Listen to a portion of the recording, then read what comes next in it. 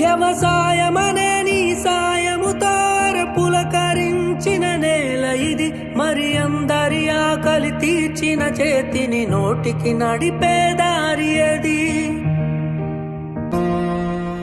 ప్రతి రైతు ఒక రాజంట, రాజరికాలే రత్తంట. రైతన్నా ఈ చోద్యం చూడరా, ప్రతిరోజు ఒక వార్తను వై కనిపిస్తావు పార్థివమై. రైతన్నా ఏ రాజ్యం నీదిరా.